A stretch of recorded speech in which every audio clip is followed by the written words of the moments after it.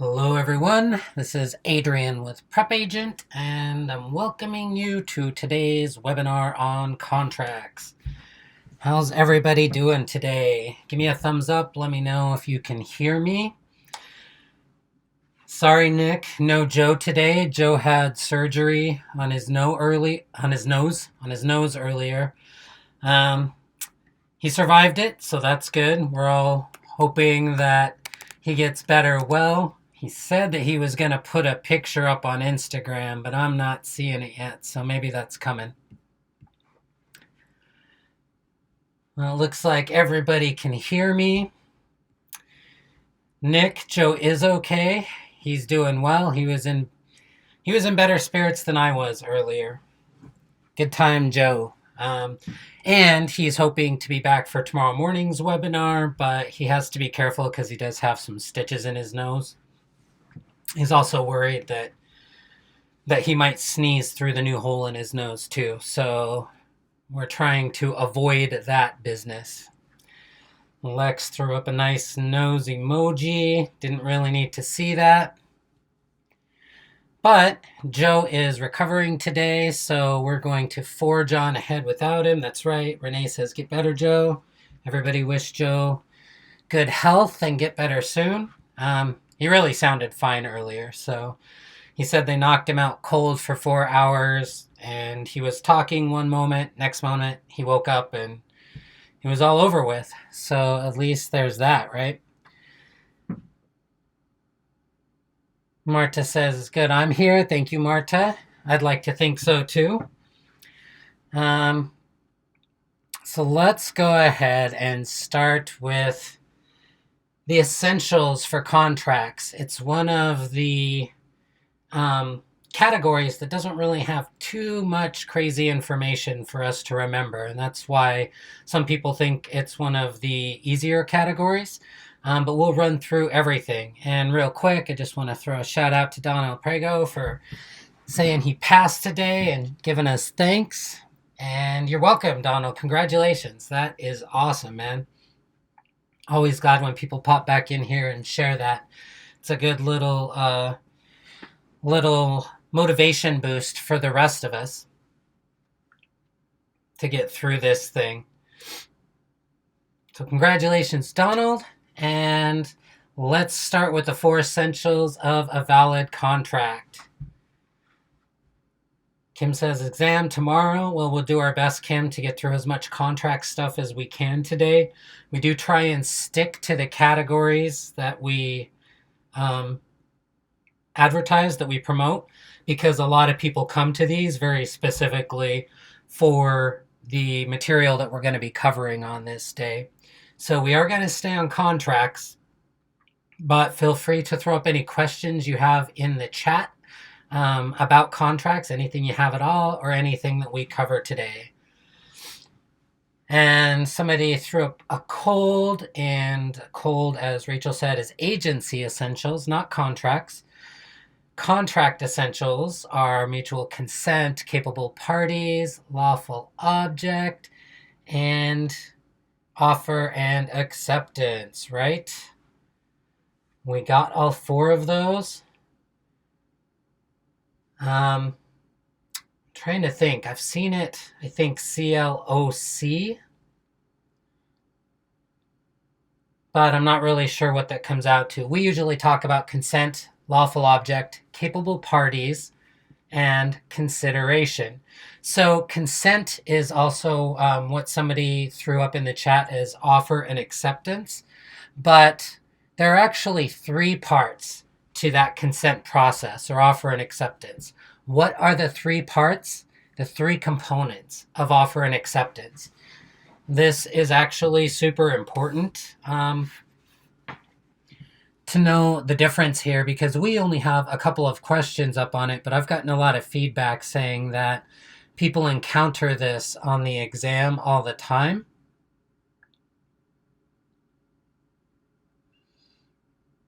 So what does everybody think? What are the 3 components of offer and acceptance? Morpheus says offer, acceptance, and communication of acceptance. That is correct. Hello, Lip Thomas. Communication back of that acceptance is important, and we will talk about that in a little bit. But I wanted to make sure that we got that out there, and it doesn't look like tons of people are as familiar with that. So next up, we have a couple different types of contracts, 4 different types of contracts that we talk about. So we just defined what a valid contract is. What are the other 3 types of contracts, or maybe statuses of contracts, do we normally talk about when we talk real estate contracts? Marta says offer and communication back. Exactly. So with the contracts, Sahira says void. Rachel says voidable. So valid, void, votable, and unenforceable. And then there's obviously enforceable, but enforceable is usually kind of covered under valid, right? So an enforceable contract. What is an enforceable contract? Well, we're on that. Can anybody tell me what an enforceable contract is? And for those of you who are wondering why I'm asking you to throw this up in the chat, it's like Joe and I talk about a lot of times, active participation in the learning process. So actively thinking and typing it out helps make the information stick with you a little bit better. It doesn't go sort of in one ear and out the other like if you're just listening. It can take a lot of repetitions if you're just listening and not actively participating. You know, if that's all you got time for, if that's all you can do, that's great. It's better than nothing for sure. But actively participating helps most of us learn faster. So for an enforceable contract, I see a bunch of people putting up must be in writing, and that's actually talking about real estate contracts only. At the moment, we're talking about general contracts, just contracts in general. And so Karina says an enforceable contract is one that contains all 4 of the essential elements of a valid contract, and everything on it looks good. It's completely enforceable. You can take it to court, and your side of the contract is going to stand up. It has all 4 elements. So what about unenforceable then? If an enforceable contract has all 4 essentials of the contract and everything is in good standing, what do you all think an unenforceable contract is? Nick, it's all good that you're driving and listening. Don't need to be participating in the chat when you're driving. We give you a pass for that.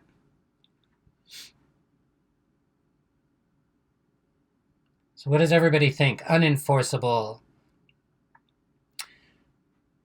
So unenforceable means that it has all 4 essentials, but one of those essentials is compromised. And so usually what we talk about is like maybe the statute of limitations have passed, or maybe it's a real estate contract and it's not in writing, which would be unenforceable. Even if it has all 4 elements of a valid contract, which are consent, lawful object, capable parties, and consideration.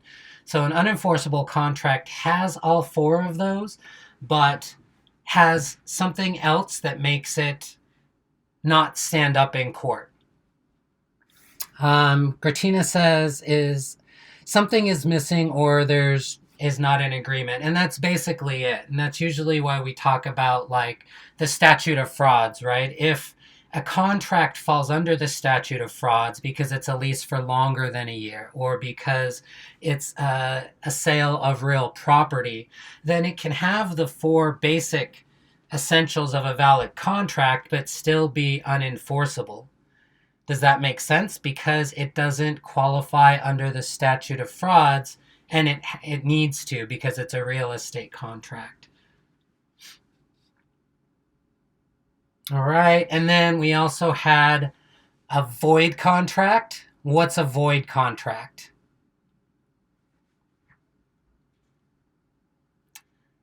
What does everybody think a void contract is? Good. It looks like we're all on board with unenforceable. What about a void contract? A few people threw that up under unenforceable. Rachel Hahn says missing one or more essentials. Exactly. You really agree. So does Mary. It's missing one of the four essentials. That is void. And then finally, we have voidable. What is a voidable contract? And I saw that somebody threw up duress earlier. That's one of our examples of a voidable contract. How would you all define a voidable contract?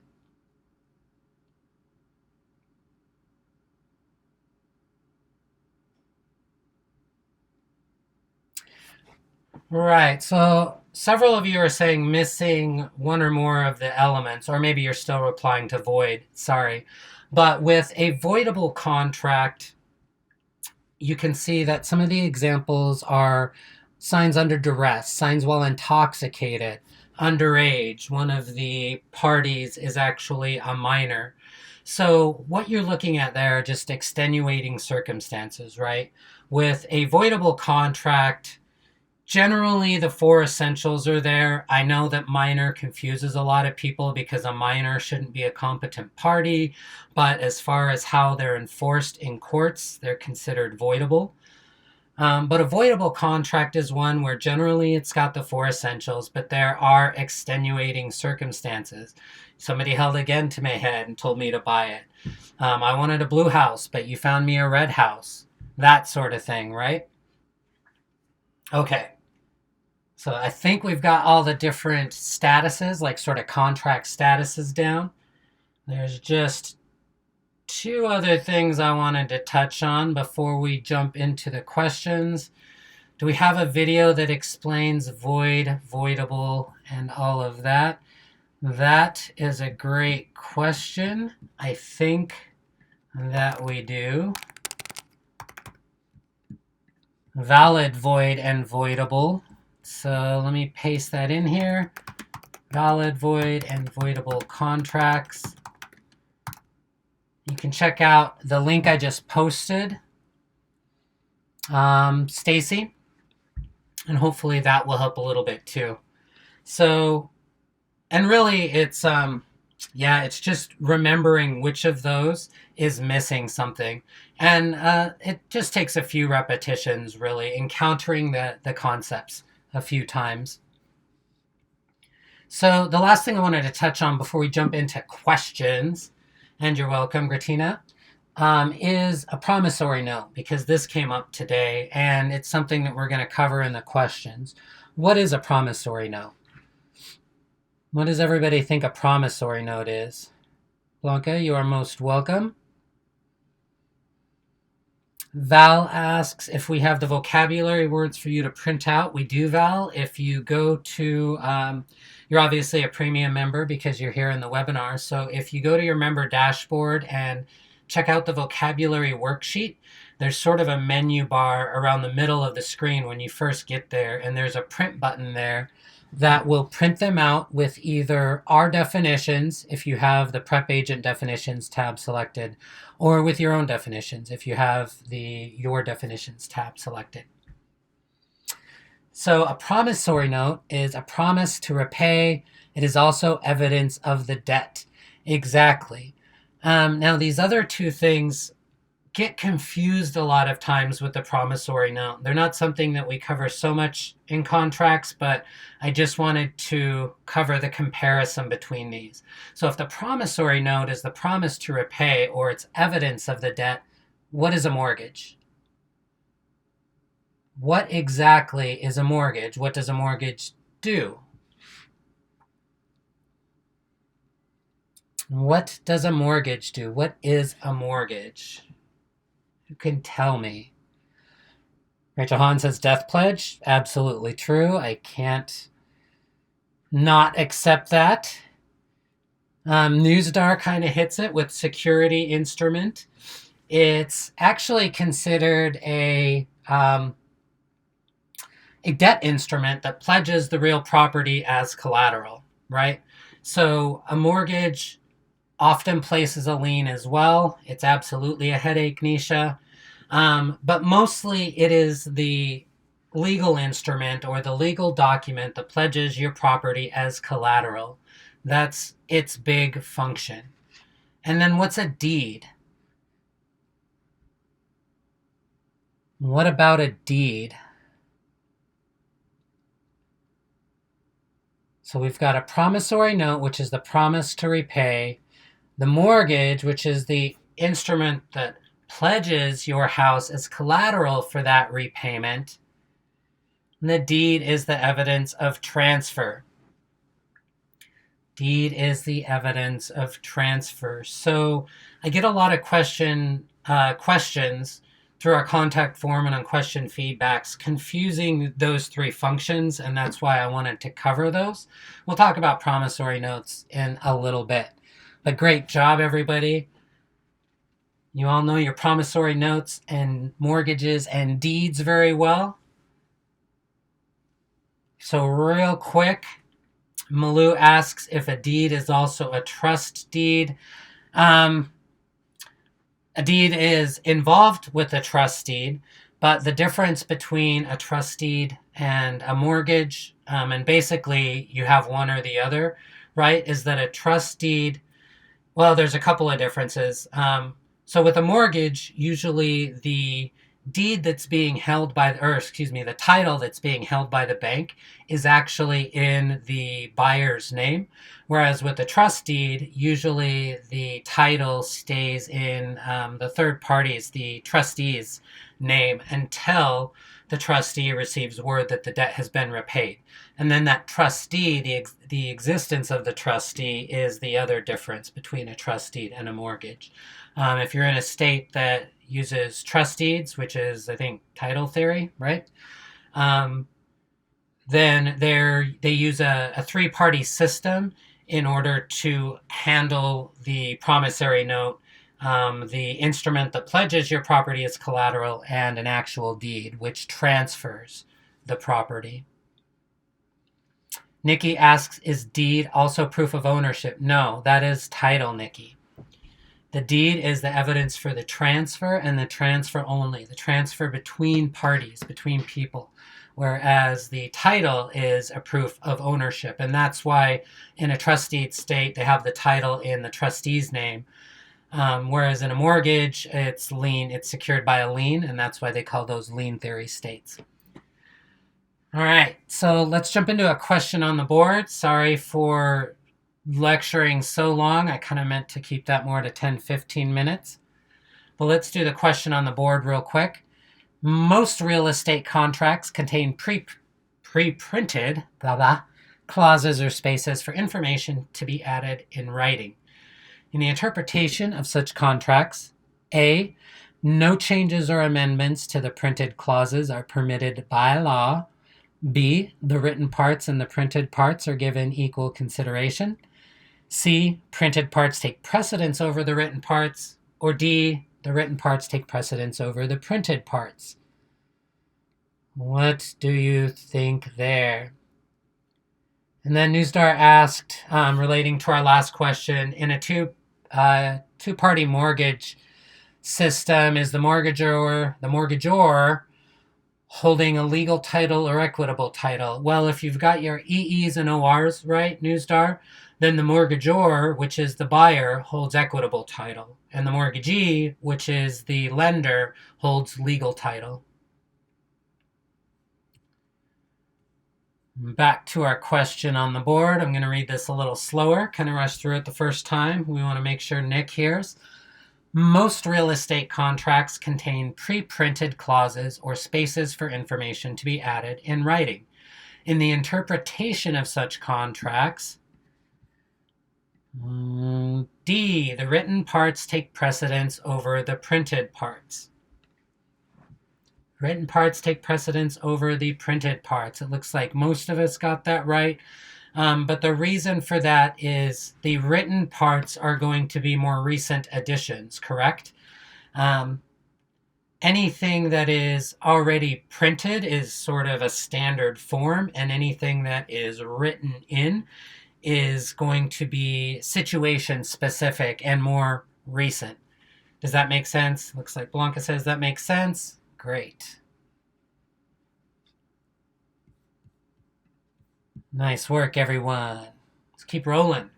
Broker Jones takes an exclusive listing on a property owned by 3 different people. Broker Jones takes the listing contract to each of their places of business to get it signed. Broker Jones must A. Give 1 copy to any of the 3 owners. B. Give a copy to the first owner who signs only. C. Give a copy to each owner when he or she signs, or get them together in one place to sign at the same time. Or D. Only 1 signature is needed. What does everybody think here? Now, this is a general question, by the way. This is one of those that can have some state-specific regulations which say that listing contracts with multiple owners are handled differently. But in general, the concept that you want to know is that if Broker Jones takes an exclusive listing on a property owned by 3 different people and takes the listing contract to each of their places of business to get it signed, Broker Jones must C. Give a copy to each owner when he or she signs, or get them together in one place to sign at the same time. You're going to want to have everybody's signature there. Thank you, Tanya. We're happy we could help you pass, but it's a great testament to all of your hard work and efforts too.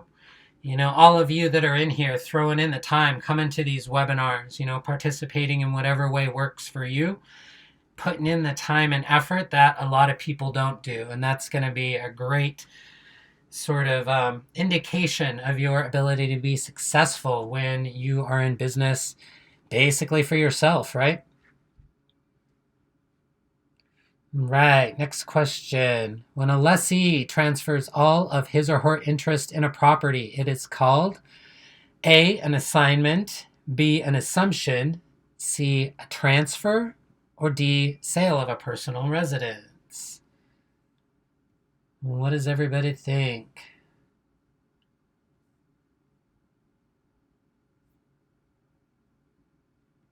What is it when a lessee transfers all of his or her interest in the property? Looks like we're in agreement here that is called an assignment. Had some people confused on this concept earlier this week too, but it looks like it's none of you. We all got that right. Let's do this one. A buyer enters into a verbal contract to purchase a house and immediately gives the broker an earnest money check for $500. Prior to performance under this contract, the verbal contract is considered legally A, void, B, enforceable, C, valid, or D, unenforceable. So what does everybody think here? A little bit of a trick question.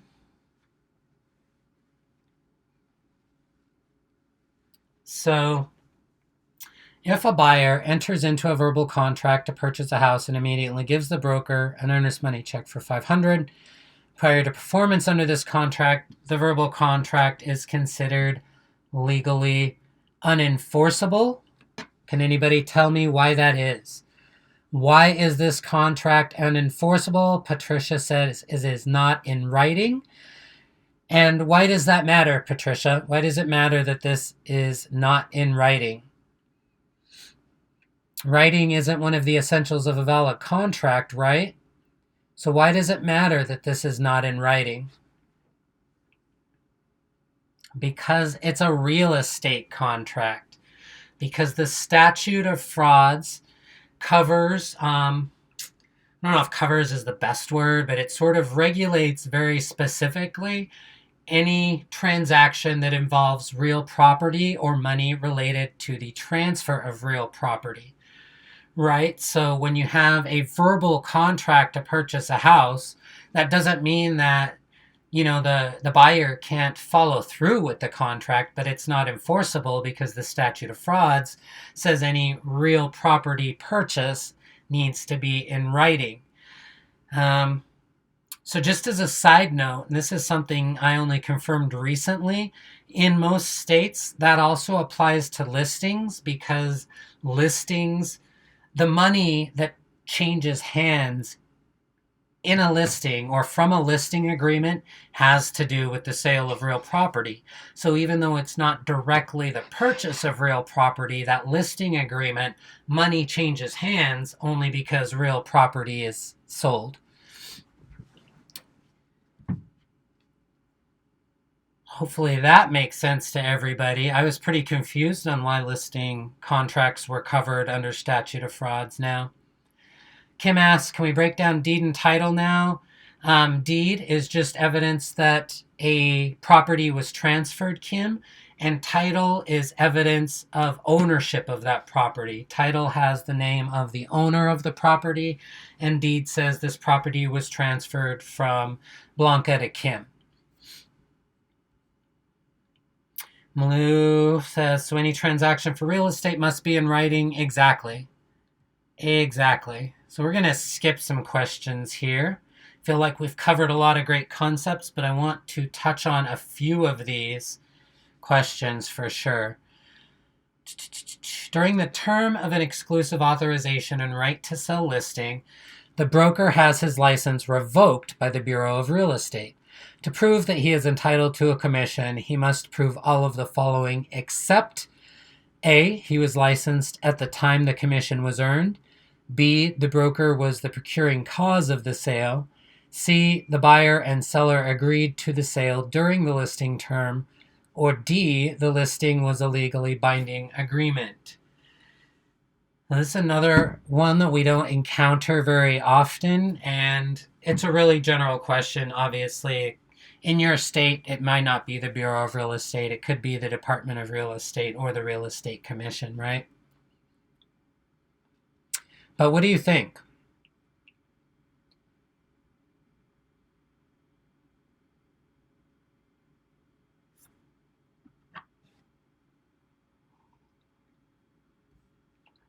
During the term of an exclusive authorization and right to sell listing, the broker has his license revoked by the Bureau of Real Estate. To prove that he is entitled to a commission, he must prove all of the following except B, that he was the procuring cause of the sale. And so this is sort of a trick question because it's an exclusive authorization and right to sell listing, right? So procuring cause does not need to be proven. Does that make sense to everybody? But he is going to have to prove that he was licensed at the time the commission was earned. That's a general rule. That the agreement happened during the listing term and that the listing was legally binding. All right. A little bit tricky there, but now we all know. This one has confused some people recently too. In the event that a buyer fails to perform on an agreement to purchase, the seller may be allowed to keep the earnest money deposit as A, liquidated damages, B, compensatory losses, D, an escrow bonus, or excuse me, that was C, an escrow bonus, or D, due compensation. What does everybody think?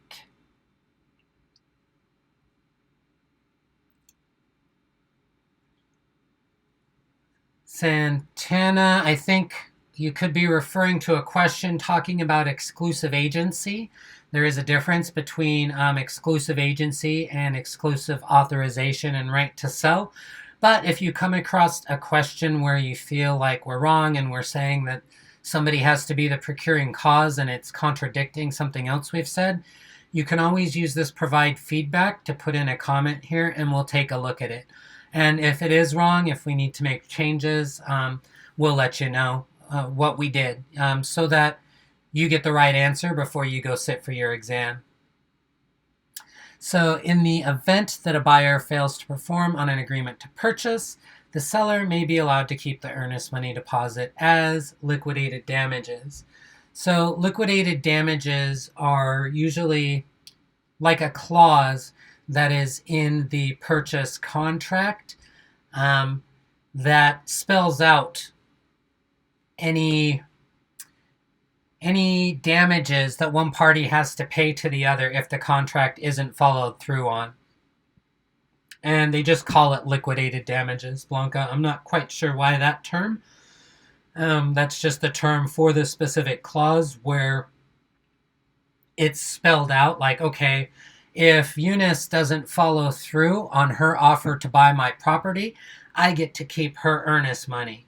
But if I don't follow through on my, offer to sell the property, then, like I owe you $2,000 or something like that. Not really the best example. Probably come up with a better one if you really need, but hopefully that explains the concept.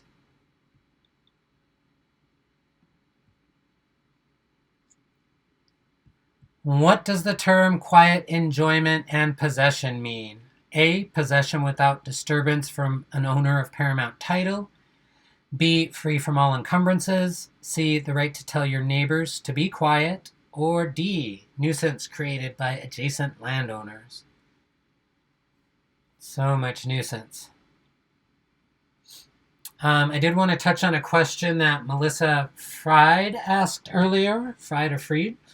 What's the difference between enforceable and valid contract? None. A valid contract is generally going to be enforceable. And I say generally because there's exception. When it comes to law, it seems like there's exceptions to almost every rule.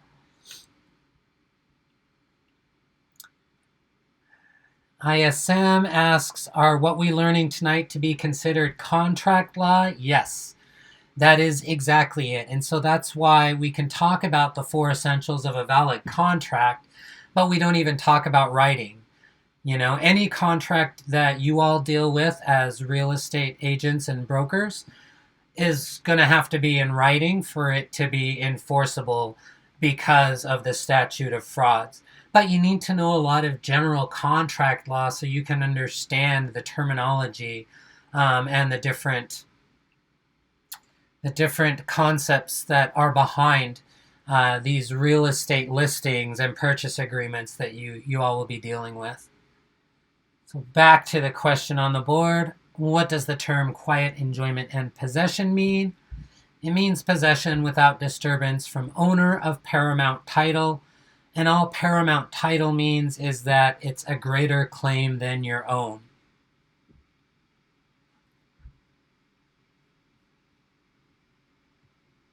Right. I want to make sure we grab this one as well. 1 week after entering into an exclusive authorization and right to sell listing, the owner dies. His designated administrator decides not to sell the property. In this case, A, the owner's heirs will be liable for the commission. B, the owner's estate will be liable for the commission. D, the administrator must sell for the full 90-day listing period. That was C. Or D, the owner's death terminated the listing contract. What does everybody think here? This is a tricky one too. That is an actual potential in real life case that you may encounter. Nice, looks like we have lots of consensus. 1 week after entering into an exclusive authorization and right to sell listing, the owner dies. His designated administrator decides not to sell the property. In this case, D, the owner's death terminated the listing contract. And this is just one of those sort of common sense type things that if the owner who decided to sell had not made an agreement to sell yet and has an administrator, that administrator has no idea like who the owner would choose to sell through and doesn't really have the right anymore because it's not necessarily their property. You have to go through the it's not testate, but go through the will proving process. You all know what I'm talking about, right? what's it called when somebody dies testate and their property has to go through the process that distributes it to all the children? If somebody could throw that up in the chat, or all the heirs, it would be greatly appreciated. Probate. Thank you, Stacy. Has to go through probate.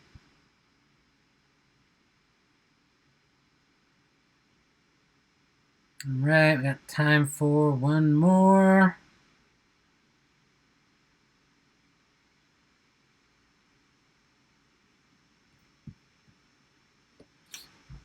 An exclusive agency listing between a broker and owner incorrectly states $6 rather than 6% as the commission payable to the broker if he produces a buyer. If the owner sells the property himself, the broker is entitled to A. Nothing, B. $6, C. An amount to be determined in arbitration, or D. 6% regardless of mistakes. What does everybody think here?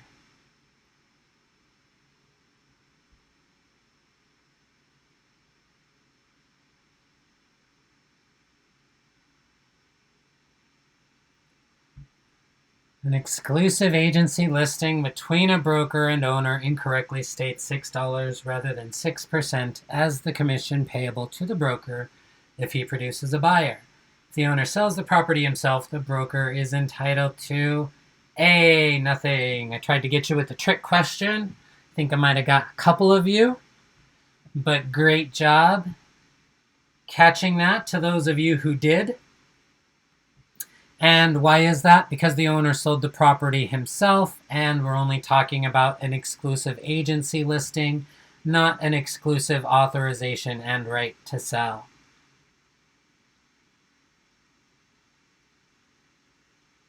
Melissa asks, if the owner dies and all parties are in escrow, the heirs still have to follow through. If there's a purchase agreement, then yes, Melissa, most courts will uphold that because at that point it's a valid contract, right? It's valid and enforceable at that point. Once the contract is valid and signed. All right, that's going to do it for today, everybody. Thanks so much for popping in and hanging out for 35 or so minutes. Great participation in the chat. Feel like we got a lot of tricky questions answered and good concepts covered. So thank you. Hope you all have a great rest of your evening. We will be back tomorrow at 9 a.m. Pacific, 12 p.m. Eastern, and I think we're doing property ownership tomorrow. So not sure if it's going to be me or Joe, but we'll be there, one of us. Have a great time, great night. See you soon.